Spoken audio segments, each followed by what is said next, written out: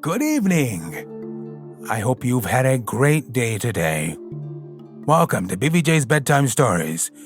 I'm bigvoicejay, and this is the show where we get you ready for a good night's sleep with public domain short stories just for you.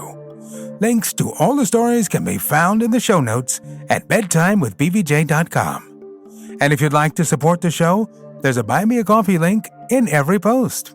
Tonight we continue our story, The Adventure of Shoscombe Old Place by Arthur Conan Doyle.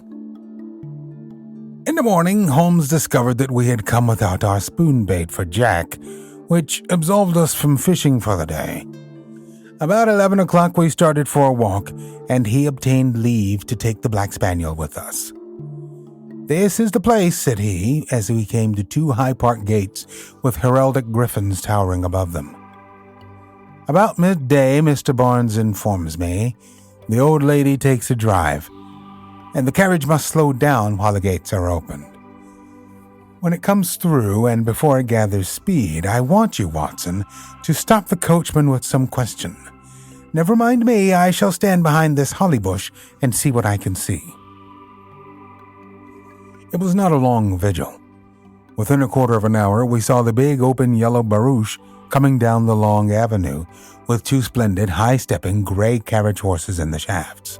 Holmes crouched behind his bush with a dog. I stood unconcernedly, swinging a cane in the roadway.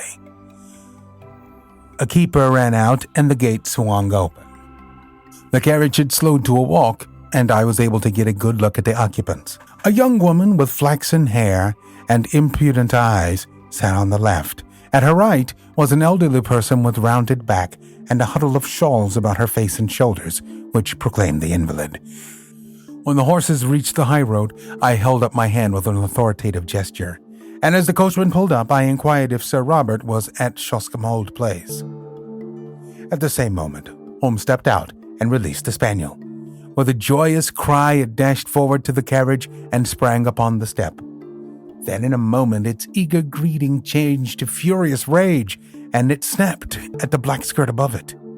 Drive on, shrieked a harsh voice. The coachman lashed the horses, and we were left standing in the roadway. "Well, Watson, that's done it," said Holmes, as he fastened the lead to the neck of the excited spaniel. "He thought it was his mistress, and he found it was a stranger. Dogs don't make mistakes." "But it was the voice of a man," I cried. "Exactly. We have added one card to our hand, Watson, but it needs careful playing, all the same." My companion seemed to have no further plans for the day, and we did actually use our fishing tackle in the mill stream, with the result that we had a dish of trout for our supper. It was only after that meal that Holmes showed signs of renewed activity. Once more, we found ourselves upon the same road as in the morning, which led us to the park gates. A tall, dark figure was awaiting us there, who proved to be our London acquaintance, Mr. John Mason, the trainer. "Good evening, gentlemen," said he. "I got your note, Mr. Holmes. Sir Robert has not returned yet, but I hear that he is expected tonight." "How far is this crypt from the house?" said Holmes. "A good quarter of a mile." "Then I think we can disregard him altogether." "I can't afford to do that, Mr. Holmes. The moment he arrives, he will want to see me to get the last news of Shoscombe Prince." "I see. In that case, we must work without you, Mr. Mason. You can show us the crypt and then leave us." It was pitch dark and without a moon, but Mason led us over the grasslands until a dark mass loomed up in front of us, which proved to be the ancient chapel. We entered the broken gap which was once the porch, and our guide, stumbling among heaps of loose masonry, picked his way to the corner of the building, where a steep stair led down into the crypt. Striking a match, he illuminated the melancholy place, dismal and evil-smelling, with ancient crumbling walls of rough-hewn stone, and piles of coffins, some of lead and some of stone, extending upon one side right up to the arched and groined roof, which lost itself in the shadows above our heads. Holmes had lit his lantern, which shot a tiny tunnel of vivid yellow light upon the mournful scene. Its rays were reflected back from the coffin plates, many of them adorned with the griffin and coronet of this old family, which carried its honors even to the gate of death. "You spoke of some bones, Mr. Mason. Could you show them before you go?" "They are here, in this corner." The trainer strode across, and then stood in silent surprise as our light was turned upon the place. "They are gone," said he.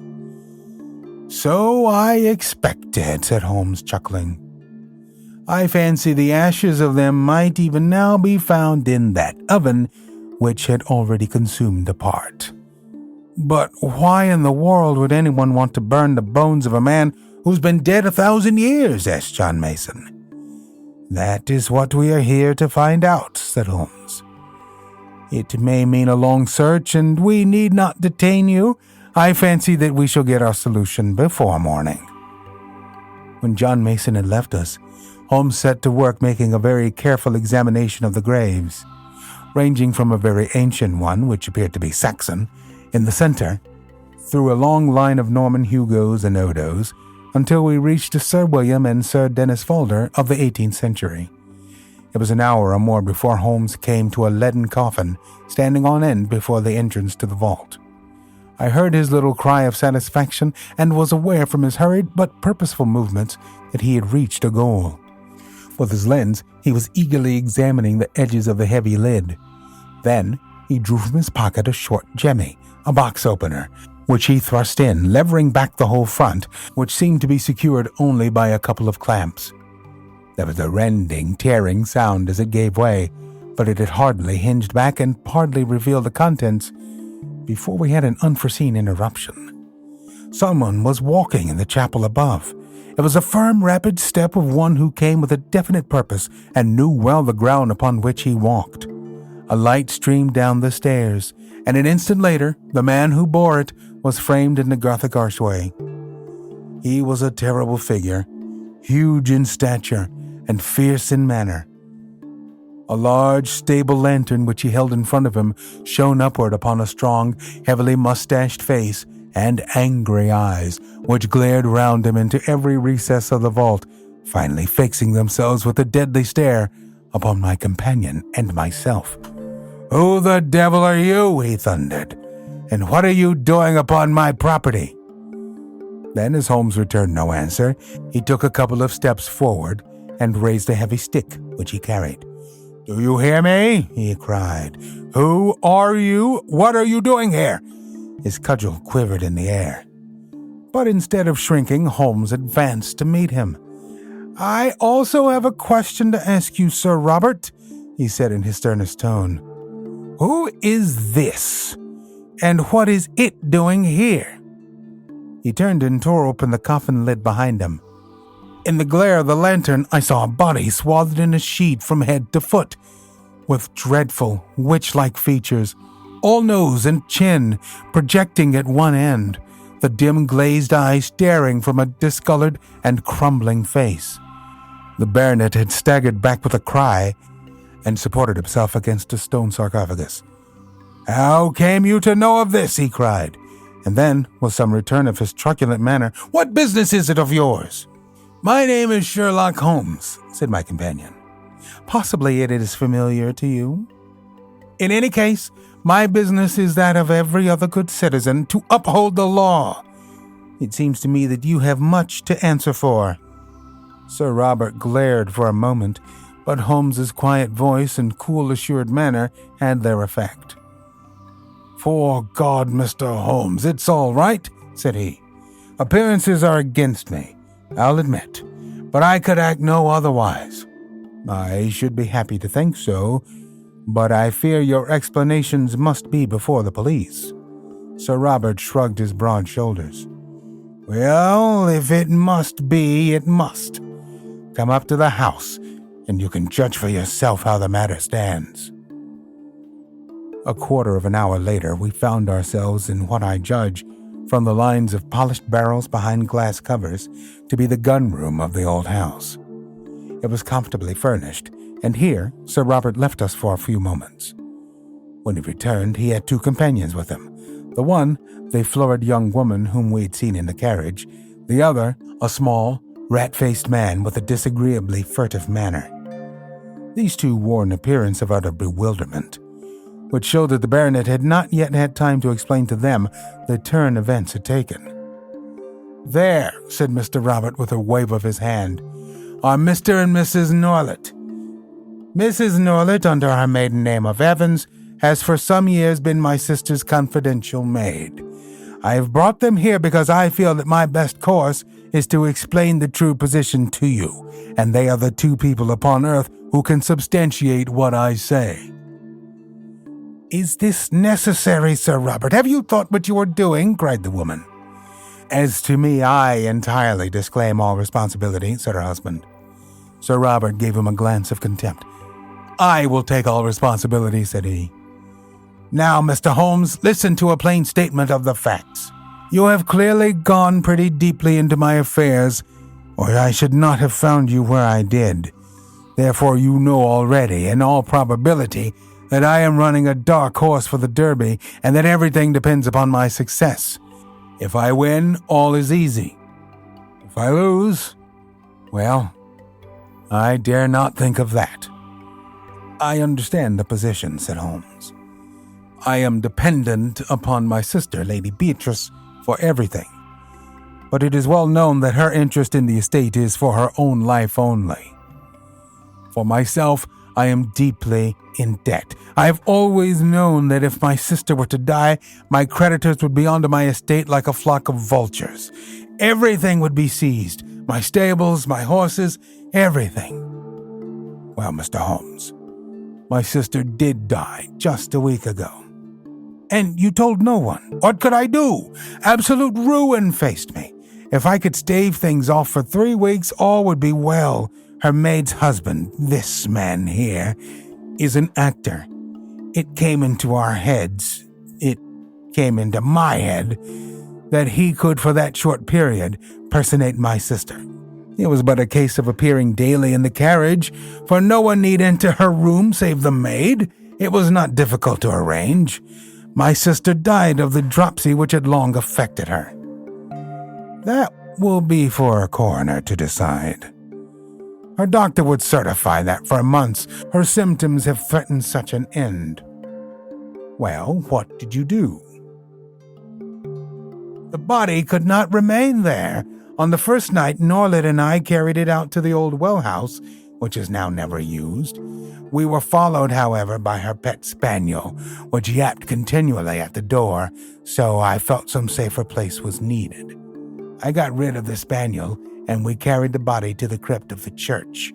There was no indignity or irreverence, Mr. Holmes. I do not feel that I have wronged the dead. Your conduct seems to me inexcusable, Sir Robert. The baronet shook his head impatiently. It is easy to preach, said he.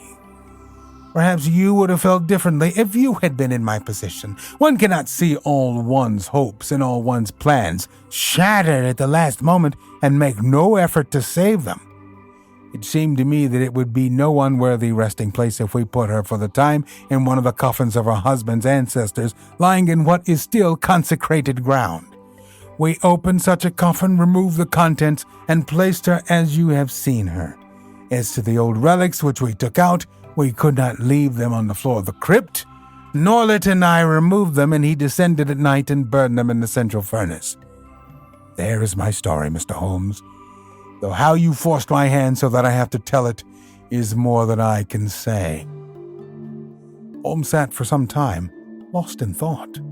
There is one flaw in your narrative, Sir Robert, he said at last. Your bets on the race, and therefore your hopes for the future, would hold good even if your creditors seized your estate. The horse would be part of the estate. What do they care for my bets? As likely as not, they would not run him at all. My chief creditor is, unhappily, my most bitter enemy, a rascally fellow, Sam Brewer, whom I was once compelled to horsewhip on Newmarket Heath. Do you suppose that he would try to save me? Well, Sir Robert, said Holmes, rising, this matter must, of course, be referred to the police. It was my duty to bring the facts to light, and there I must leave it. As to the morality or decency of your conduct, it is not for me to express an opinion. It is nearly midnight, Watson, and I think we may make our way back to our humble abode. It is generally known now that this singular episode ended upon a happier note than Sir Robert's actions deserved. Shoscombe Prince did win the Derby, the sporting owner did net £80,000 in bets, and the creditors did hold their hand until the race was over, when they were paid in full, and enough was left to re-establish Sir Robert in a fair position in life. Both police and coroner took a lenient view of the transaction, and beyond a mild censure for the delay in registering the lady's decease, the lucky owner got away scatheless from this strange incident in a career which has now outlived its shadows and promises to end in an honored old age. We are always on the hunt for great stories like these to feature on the show. You can send your suggestions to bigvoicejay@gmail.com. We've got a YouTube channel full of stories from the show. Go to tiny.cc/BVJ Bedtime. If you found some value in our storytelling tonight, don't forget to show the love. There's a Buy Me a Coffee link on every post. Thank you so much for listening. Good night. Diamond Club hopes you have enjoyed this program.